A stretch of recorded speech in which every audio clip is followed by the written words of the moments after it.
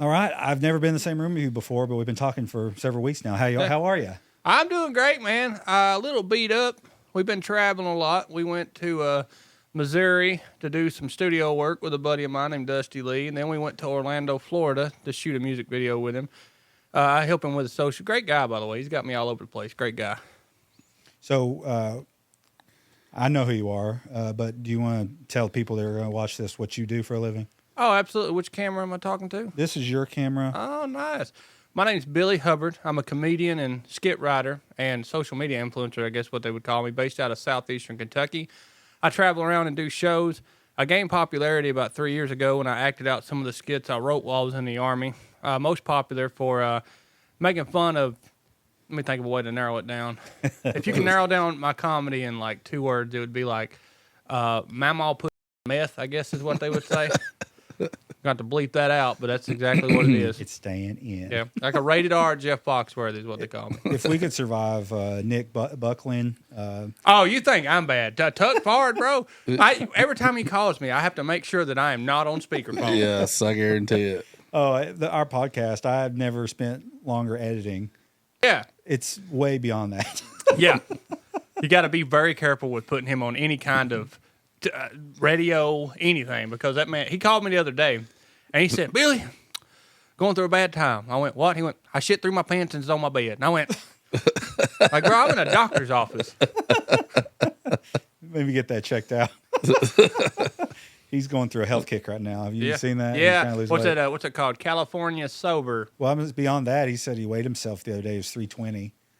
And he's like, damn. I cannot believe I'm above 300 pounds. So he said he's stopped eating. He's lost 15 pounds in 2 weeks. So he texted me. He's like, we got to do some kind of like social media around weight loss. Because I told him I wanted to lose some weight too. Yeah, he called me about that too. He's telling me that we should start going to the gym together instead of being like these two crackheads everybody likes. We should be like thirst traps. I said, man, it don't matter how much I go to the gym. I'm still going to look like somebody's lesbian aunt. It doesn't matter how many muscles I have. So how'd you get started in comedy?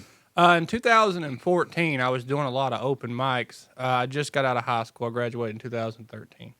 I didn't have a lot going for me and made some very fucking bad decisions, terrible decisions. Just drinking a lot, being a wild man.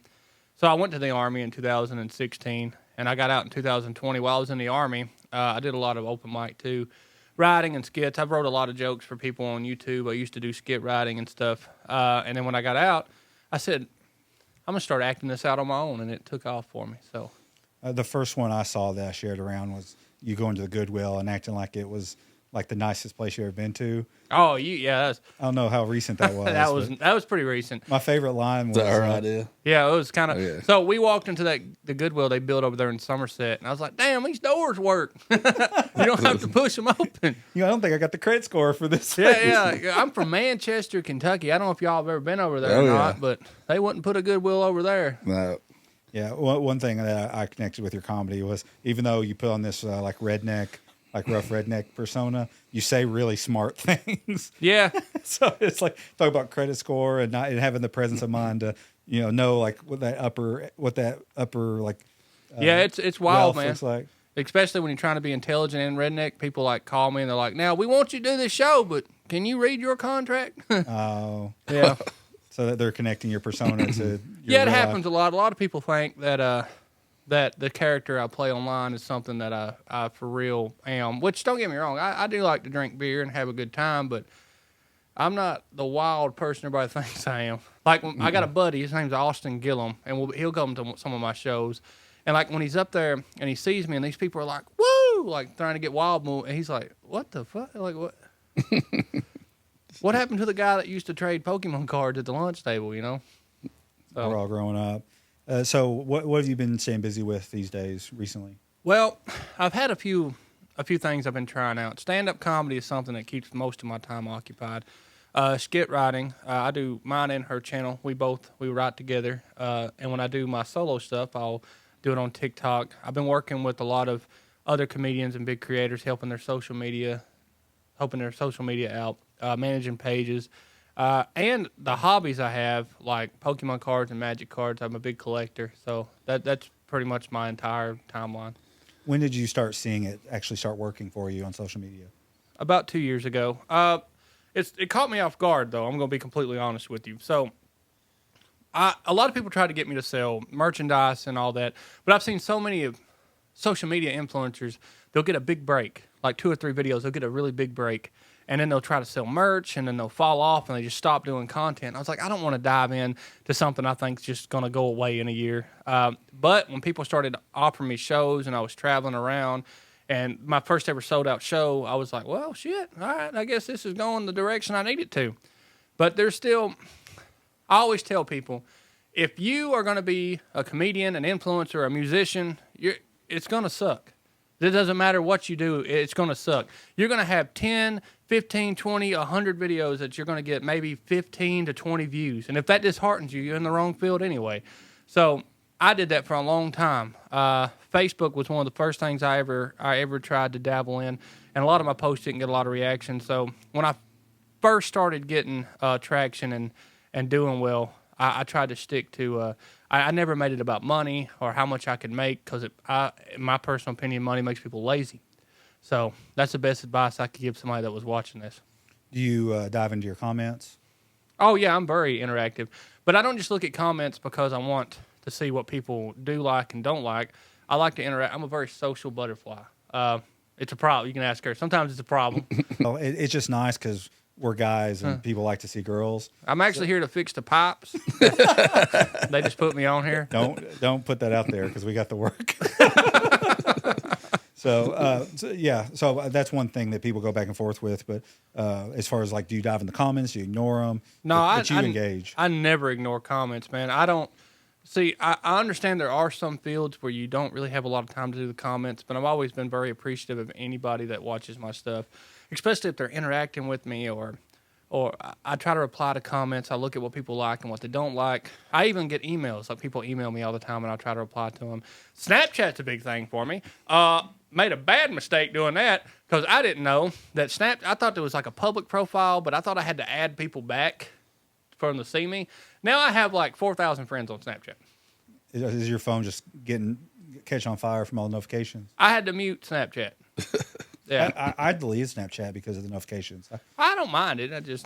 Sometimes it's hard to keep up with. A lot of people think I've never had anybody think I was being rude because I didn't listen to them or didn't reply to them.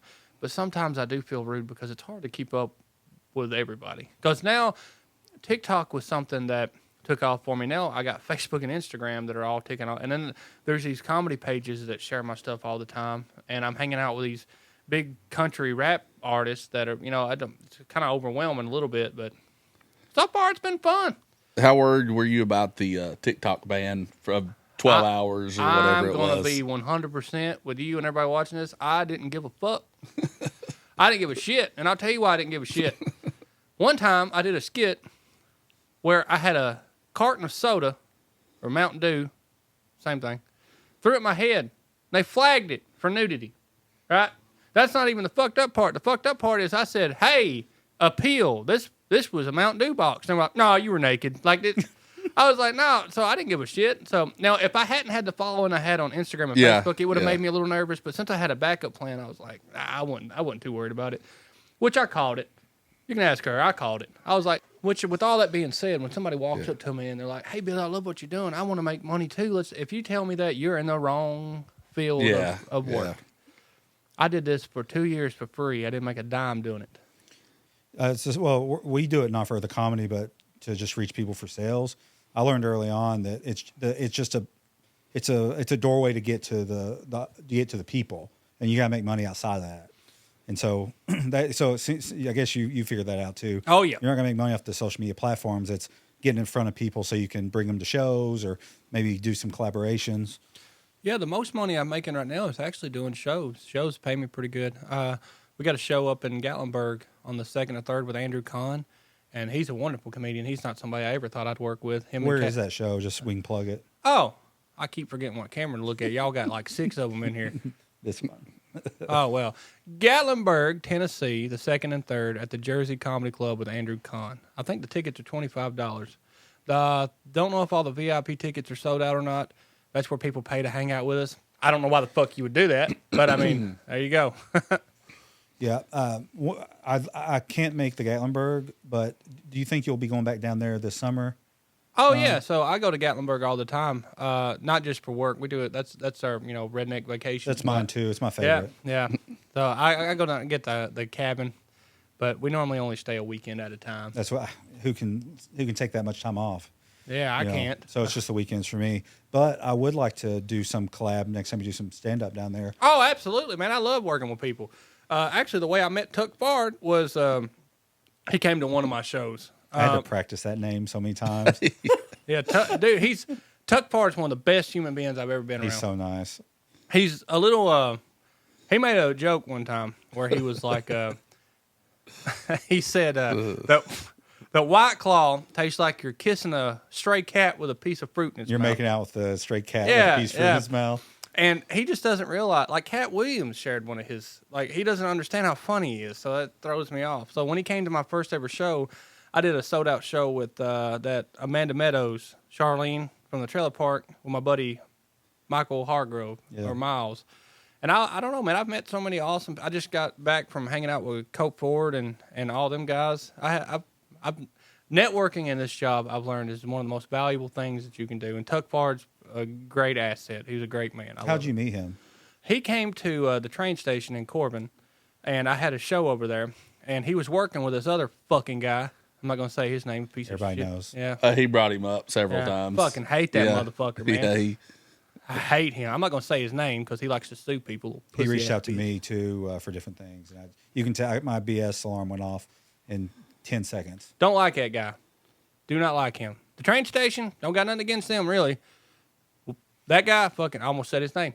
I don't like that guy. But you met Tuck Bard there? Yeah. So the guy I'm talking about, fucker, was booking Tuck Bard and made him a bunch of promises and stuff, and that's how I met Tuck. So through that bad person, I met Tuck, so I'm very thankful for it. And Corbin, bringing people together. Yeah. Small little town. But a lot of people say, I talk shit about Manchester, but I love Manchester. I don't like the government over there. Don't like it too much, especially fucking Laurel County.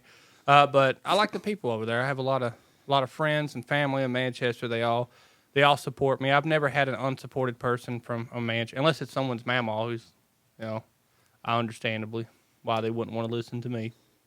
So I'm learning about how these collabs work in real time because I've been doing them, but not like people that are social media like savvy. But what I'm learning is the first conversation is, what are your likes and dislikes? Where's your line, and what do you like to do, what you don't? And one of the first things you're like, I would love to do a podcast.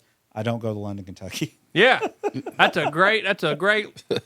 I wouldn't go to London even without the podcast. Stay out of London, man. That's rough. That's because I was like, do you smoke? Do you drink? Is it okay if we're trying to maybe do a cigar special? Yeah, I love, dude, cigars. Cigars and beer are my favorite too. Like that's one thing I don't exaggerate on the internet. Beer and smoking, cigars. What's your favorite cigar right now? Well, I actually like the cheap cigars. I'm going. What was that? We had a really like $2. You ever smoked a $2 cigar? I have. Well, years ago. You know how they say not to inhale one? Fuck that. Inhale it. Watch what happens. My eyes would cross. Yeah. Drink you about 6 beers and inhale the shit out of a cigar and then watch Game of Thrones. Yeah. It's a spiritual experience. During the summer, I do the acids. Acid? The acid cigar. Oh. Like, a different kind of podcast. That would be wild. Nobody knows what we're talking about. I just casually drop a little acid. Actually, I just give him a drink of something and we start. Like, oh, by the way, that'd be horrible. I would never do that to somebody. One of my buddies got roofied with acid years ago, which is a wild drug to be Why would you roofie someone with acid? What would be the perks of that? A girl, they were hanging out at a friend's house, and a girl gave him a drink, and then she was giggling. He's like, "Why are you giggling?" She's like, "Don't be mad." He's like, "Why?" And she's like, "I put some acid in your drink." And he's like, "Are you kidding me?" He was like 2 hours from Corbin, and he's like, "All right, it's gonna be close. But I'm gonna try to make it back to Corbin." Before it kicks in. I don't condone hitting women, but I probably would have hit her. He made it to Berea and said he had to pull off because he lost the plot. He lost reality. That was rough. What time do you have to get out of here, Josh? I was wanting to hear about the redneck brawl first. Oh yeah, ask all the questions you want. Yeah, so, I have all kinds of stories about the brawl. Yeah, so tell us a little bit about the redneck brawl because I like watching the videos. Listen, very entertaining. What is it? So the redneck brawl is this big. It's a professional fighting event where we take like a guy named Stanley from the trailer park. Like, you ever fought professionally, let them do a call-out video, and then they put them in a ring that is monitored by a boxing commission. You ever seen a guy do a professional fight in blue jeans while there's naked or half-naked ring girls around there and they're all drinking beer? It's wild. Like there's always 3 or 4 fights in the crowd and the stand. I love it. It's I guarantee it's one of the best events I've ever been a part of. What is this? You've never heard of the Redneck Brawl? No. So the Redneck Brawl, it's a think of the WWE, but with no restrictions. And where is it? Is it just different places? They tour around. Okay. So the last one we did was in Knoxville, Tennessee. Sold it out. It was a great time. It's me, Andrew Kahn, Catfish Cooley, and Big Murph. We do all the commentary on it, which I think is a big sell on it as well. Yeah, absolutely. The guy that runs, his name's Chris. He's a great human being. He's been really nice to me. He's nice to everybody, even the fighters. And what it is you call somebody out, you submit an application, and if you're chose to fight, you can call somebody out. Now, it's not a guarantee you'll get that fight.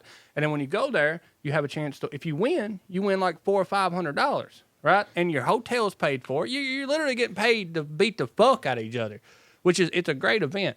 It's like the demolition derby of fighting.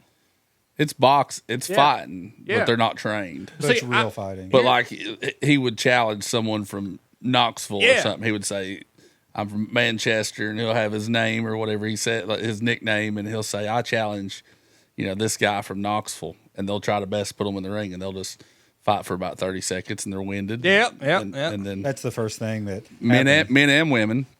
The only place I've ever went where you see a guy just take a long drag off a menthol cigarette before he gets in the ring and beats the fuck out of each other.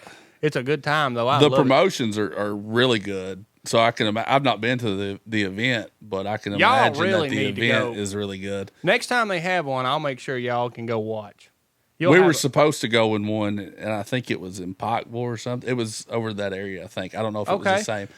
But we ended up not being able to go. I highly recommend going to one. Even if it's one, it's an experience. It's something you won't forget if you go, I promise.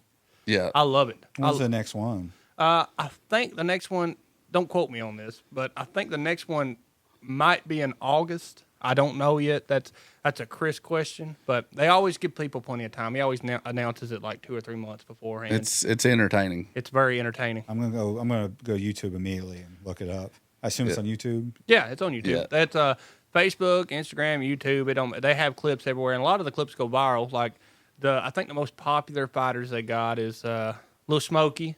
That guy's wild. Lil Smokey, the Kentucky Wild Man, did a really good job this last one. He's the one that did that spinning back fist. Let's see, Tiffany Baxter, she's a popular. Taylor from the Trailer, he's a fighter. Does it give people like a reason to get in shape? Like if they know they're going to fight in like 3 A lot months? of these people, believe it or not, you'd assume they wouldn't give a shit, but a lot of these guys, they dedicate a lot of their time to this. They work out, they train, and like the main fights, the headlining fights, those guys are normally professional fighters. Like they have a background. Yeah. Like that, what's his name, Tennessee Cornbread? Those guys, they throw down. But it's MMA or is it boxing? It's boxing. Okay. Now, I think they should do MMA because I think that'd be funny. Probably. 'Cause, I mean, somebody would probably really get hurt. Oh yeah, they get hurt doing this, so I couldn't imagine. But I love that whole event. I'm glad you brought that up. That's one of my favorite things I've had a part of. What do you see the next like year or two you doing with your career? I would like to be on a tour put together with me and a few other my comedian friends. Me and Tuck have this idea, and I used to do it with Michael, but he's doing his music and stuff, which he's still more than welcome to come along because he's funny too. I call it couch comedy. Couch comedy. I want to do a couch comedy tour where it's just me, kind of like the blue collar comedy tour. Well, they did, but rated R, blue collar, like nitty gritty rated R comedy, where you have 3 or 4 blue collar comedians that get together, they do their set, and at the end of the show, they come out on stage on a couch and they just talk and they just interact with the crowd. Like a Q&A. Yeah, and you make it like a beer fest. Like a lot of these times, you want to encourage, just drink as much as you can, get wild. Don't do dope. I can't believe I had to say that. And don't bring cans. I'm legally obligated to say do not bring cans of food because I keep getting in trouble for that. Turns out if you tell a group of rednecks to bring you cans of beans, they will do it. They will do it. Good people. Yeah. I was like, damn, y'all get mad at me, donate it to a shelter somewhere. Don't get mad at me. I didn't have nothing to do with it. Well, I did have something to do with that. Directly. Yeah. You said the words, bring beans. All right. See you, Josh. Hey, it's good meeting you, brother. Yes, absolutely. I'm sure we'll see you again. Oh, you will. Sorry, I had to shoot out of here. Oh, you're good. I understand. Press for time on Wednesdays. See, Barrett, holler at me. See it. And so These people with jobs. he's got kids that have sports. Oh, nice. Okay. He wasn't supposed to be on here.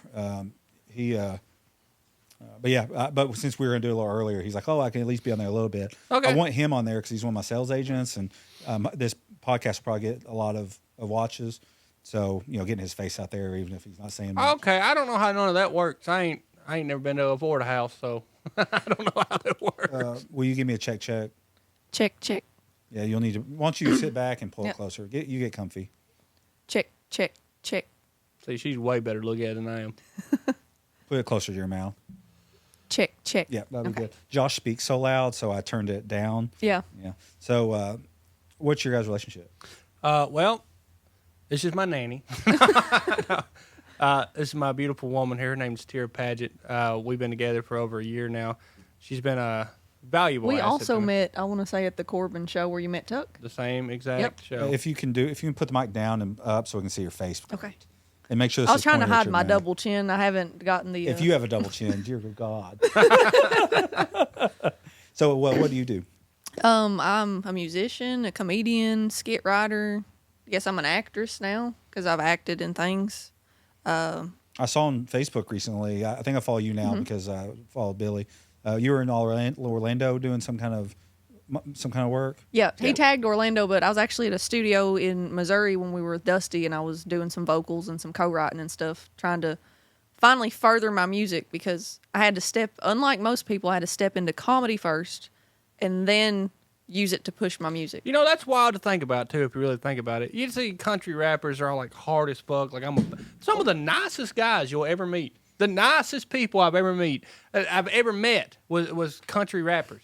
Like FJ Outlaw and Dusty Lee, two of the nicest dudes I've ever met, and they look like they'd shoot you. Yeah, but that shows you why these collaborations are so valuable. I'd never heard of them, but then when I started following you guys, I guess the algorithm was like, oh, you should meet this guy too. So I started following him, and now I see his stuff all the time. I might reach out to him. I don't know. It's kind of, we are very worlds apart. Yeah, That's where you get a lot of.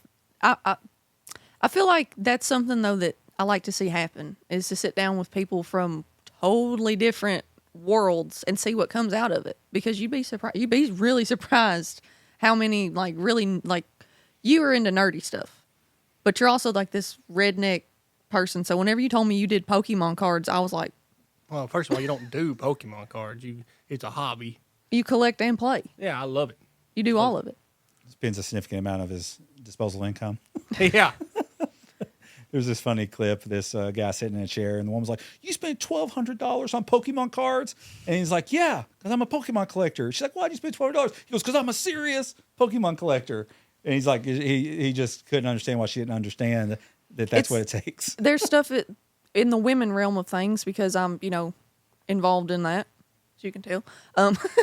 Clothes and jewelry, it's like that for men. It's like he does tools and all that.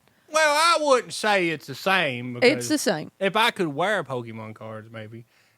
You would. I would. You're damn right I would. And where are you from? I'm from Lincoln County, Kentucky. Okay, what town is that? I'm from Waynesburg initially, but Stanford. A lot Yeah, I of people know know Stanford. Stanford. I went to college in Danville, a little bit close. Okay. Yeah, Center. Was it? I Yeah. did a show in Danville over there at Bricks and Brews. Bricks and Brews, and Yeah. you sold it out. Yeah, They was wrapped around the build. Are you getting noticed in public a lot? Oh yeah, it doesn't bother me though. I like it. Do you ever feel like you can just go out one day and just kind of keep your head down, or do you lean into it? Well, we have a method, and it's if I want to go somewhere and not be bothered as much. Normally, I'll go to like a less popular bar, or I'll go to an event where I know there won't be a lot of people. Like we scout the parking lot. But sometimes I get in a social mood. Like we're talking about going to the Demolition Derby this weekend. And I was like, yeah, I mean, I'll interact with people because I'm fun. I like to meet people. Well, after this, if you guys have a little bit of time, Yeah. I was gonna take you a ride in my Cybertruck. If you want to see attention, every single car, their necks are craning, you're getting flipped off, you're getting waved at, you're getting fist pumps. Like it's so political now because Oh yeah, my gosh. that Man, that's You might one as well thing. be driving the General Lee. I Exactly. don't. Here's something I'm always public about. I don't give a fuck about politics, and I'll tell you why. The government. I'm just not a fan of the government. I don't like it, man, because they're going to do whatever they want to anyway, and they got these people tricked into believing that there's some kind of divide there. I don't know what it is, and then you're going to base your entire personality and actions off people you've never even fucking met that don't know you exist. So a man drives around in an electric car, and you're going to violate it because why? You know, what you ask them? Just be like, what's your reasoning for this, man? I've had more people stop me and ask me if my Cybertruck's ever messed with. I'm like, no, I've been lucky, but also that'd be awesome because Yeah. I'd post all over social media. I'd get 1 million likes, you know, because it's just so shocking. Political views is like the number one that we get asked about a lot. But like people will get deep into it, like even asking, where do you live? I'm like, I'm not telling you exactly where I live, you know, or your views on things that happen. I haven't asked what relevantly. town you actually live in because Yeah. I don't want you guys to die. Yeah. Well, Do you guys ever get comments like, oh, they must be a Republican or they must be a Yeah, Democrat? a all lot. the time, which I understand why somebody would assume that I was a Republican, because I guess I share a lot of the same principles, but I get it judged a lot because my accent is it's thick. I can't get rid of it. I've tried. I just embraced it at this point. But I believe human beings should be kind to each other. That's it. yeah, Support your fellow man. Don't take things that don't belong to you. Don't lie. Don't steal. If those are your principles, you shouldn't have to rely on politics anyway to Yeah, govern. to with. give you some kind of structure Yeah. for morality. That's no better than religion. It just don't make no sense to me.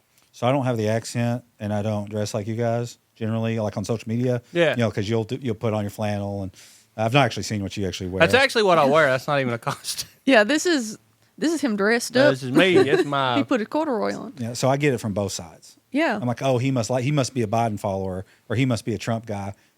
It's just like, who do you hate? And then they project that. Man, she did a video the other day that hit 2 million views in about 48 hours. Yeah. And we were making fun of those old nitty-gritty Appalachian documentaries. You ever seen them? Yeah, it's like the whites. We Yeah. watched the Whites in the Harlan County, USA, and then the old KET, and then your friend's documentary. Yeah, so American my buddy Hollow. Brent, shout out Brent, his family was a part of a documentary called American Hollow, and it was following the struggles of an Appalachian family in poverty, right? So all we did was poke fun at kind of how the camera crew would find people that were struggling and just thought they were a sight to see. And a lot of people got in the comments and was like, oh, this is fake. This is fake. They're making fun of us. And I was like, motherfucker, we're part of we're on We your team. are Like, what us. are you doing? Yeah. I'm from Clay County, man. There's a lot of stories I tell on the internet that I guess people would assume wasn't true, but I've or learned. exaggeration. Yeah, maybe. but a lot of them are not exaggerated, man. You exaggerate stories for comedy sometimes for a punchline, but like my Uncle Tolman Hubbard, every story I tell about him is true. That man one time, I am not joking, my daddy told me this story, so I know it's true, walked into a food stamp office and thought it worked the same way as like disability, right? So he was like, all right, guys, y'all follow my lead. Just do what I say. Just you just follow my lead. And my dad was like, what the fuck is he talking about? Is he going to rob this place? So he goes in there and he sits down and the lady starts handing him paperwork and he goes, and then throws his fucking chair across the room. And he was like, what are you doing? That man thought you had to be disabled to get food stamps and went there and acted a fucking fool. I was like, God damn. Your poor dad. Yeah, my dad's he has a lot of wild like. So my papa's name is Don Couch. He's done everything you can imagine. He was a farmer. He worked in the coal mines. One hell of a mechanic.